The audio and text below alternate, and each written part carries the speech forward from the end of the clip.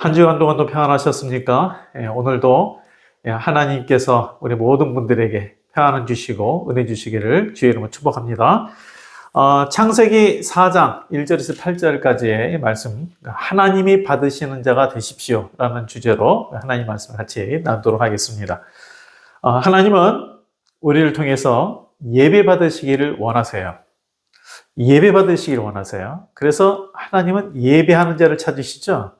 참되게 예배하는 자를 찾으신다고 했어요. 요한복음 4장 23절 말씀을 보면요, 이렇게 기록이 되어 있죠. 아버지께서는 자기에게 이렇게 예배하는 자들을 찾으시느니라 라고 말씀하셨어요. 영과 진리 안에서 예배하는 자를 찾으신다. 그래서 우리는 하나님의 받으시는 참된 예배자가 되어야 합니다. 그럴 때 각자의 삶에 하나님의 도우심과 기도의 응답을 얻습니다.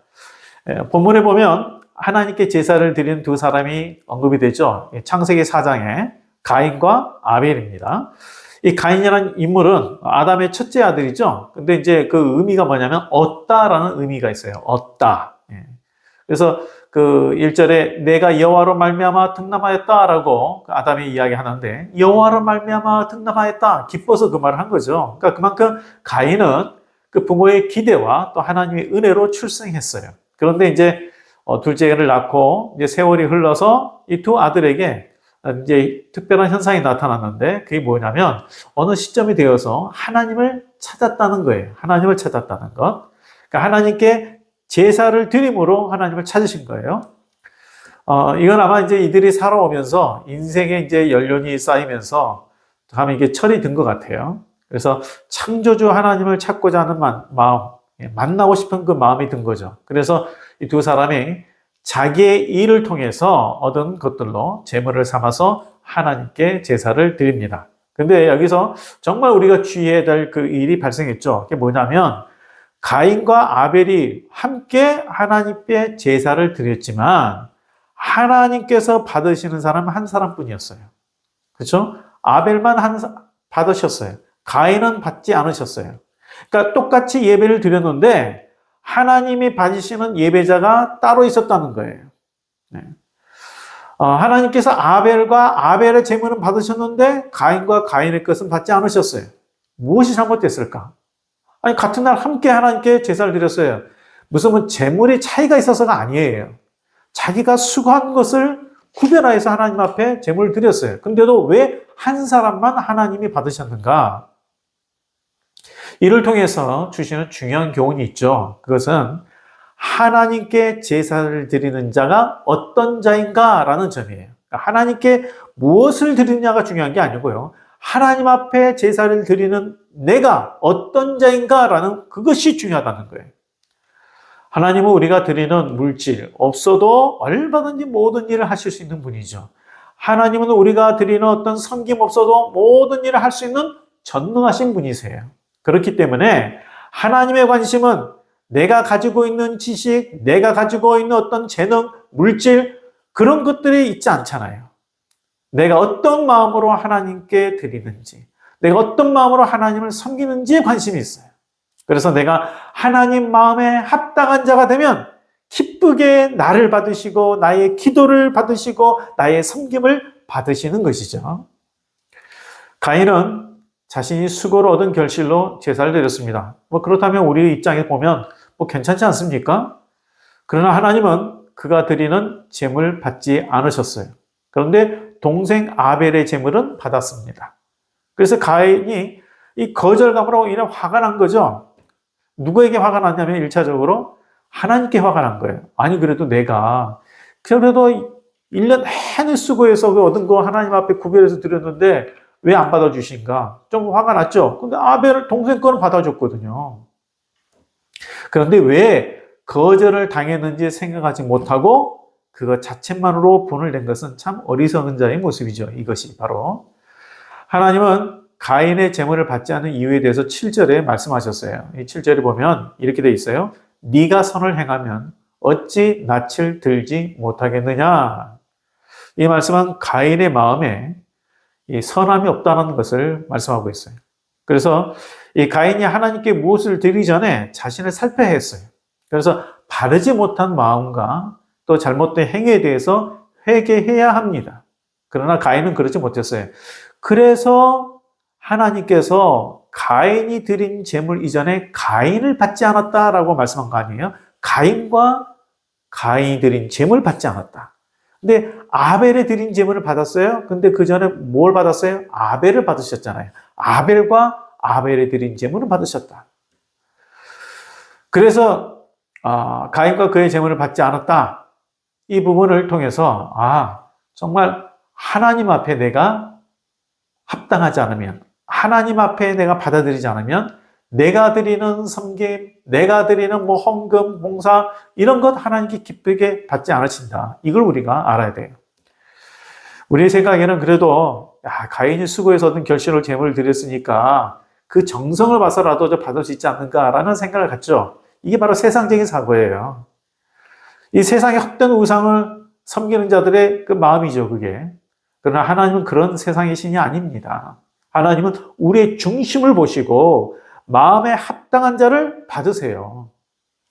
하나님은 나를 받지 않으면서 내가 드리는 제물만, 내가 드리는 어떤 섬김만 취하는 분이 결코 아닙니다. 그러므로 우리는 먼저 하나님이 받으신 자가 되도록 힘써야 합니다. 죄에 대하여 하나님께 통해 자복하고 회개해야 합니다. 그럴 때 하나님께서 나를 불쌍히 여기시고 받아주십니다. 그래서 시편 51편 17절에 이렇게 기록되어 있잖아요. 하나님께서 구하는 제사는 상한 심령이라 하나님이여 상하고 통회하는 마음을 주께서 멸시하지 않으시리라. 하나님이 구하는 제사가 뭐라고요? 상한 심령이다. 통회하는 마음 주께서 멸시하지 않는다.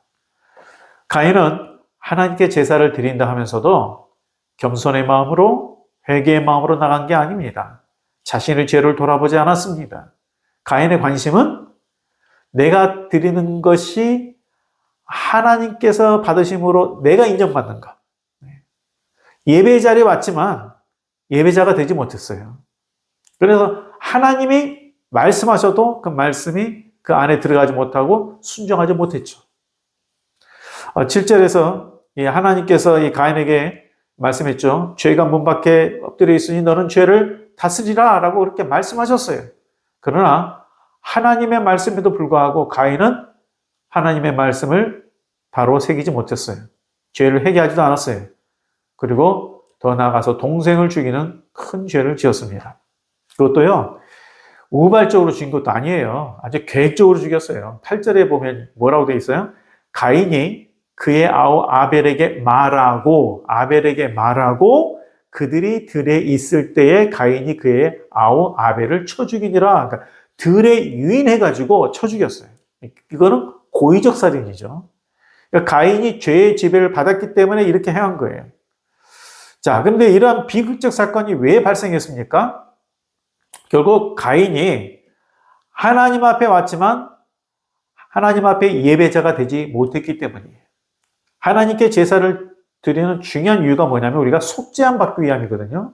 제사를 드리는 이유가 속죄함 받기 위해요. 제사를 통해 나의 죄를 돌아보고 회개함으로 속죄를 받습니다. 그리고 하나님과 화목을 이루는 것이 제사의 목적이에요. 그런데 가인은 하나님으로부터 죄를 지적받았을 때 어떻게 했어요? 반응이 뭐였어요? 내가 잘못했구나, 회개해야지가 아니죠. 분노했습니다. 분노했어요. 하나님과 화목해야지 이런 마음이 안 생겼어요. 그래서 더 죄의 영향을 받게 된 거죠. 자, 그렇다면 이제는 우리 자신을 봐야 되겠죠. 우리 자신. 우리는 하나님 앞에 어떤 예배를 드리고 있는가? 우리가 예배를 드릴 때에 나의 죄를 예수 그리스도의 보혈로 씻김을 받고 회개하여 하나님의 뜻 안에 서려고 노력하는가? 사실 그것이 영과 진리 안에서 드리는 예배죠. 그리고 그런 예배가 될 때 은혜의 예배가 되고 회복과 능력을 얻어요. 그런데 많은 경우에, 저 생각인지 모르겠지만 많은 경우에 우리가 하나님 앞에 예배를 드릴 때에 정말 예수 그리스도의 보혈의 씻김을 받은 거로 말미암아 더 하나님 앞에 가까이 나가려 하고 그리고 정말 주의 뜻 가운데 순종하려 하고 그런 마음으로 예배 드리는 것 같지가 않아요. 많은 경우에. 그냥 너무 요즘에는 습관적으로 예배를 드리는 것 같아요. 예배 후에도 여전히 불평이 있고 예배 후에도 분노가 있고 예배를 드린 후에 또 싸우고 바로 그것이 가인의 제사입니다. 예배 자리에 왔지만 예배를 드리지 못한 거예요. 예배를 통해서 내 안의 회개가, 감사가, 믿음이 회복되지 않는데 어떻게 하나님께서 우리가 드리는 것에 받으시고 응답하시겠습니까? 하나님 마음에 합당한 예배가 있고 받지 않은 예배가 있습니다. 그것은 하나님께서 우리가 드리는 무슨 시간, 물질 이걸 보는 게 아니라 우리의 마음을 보시기 때문이죠.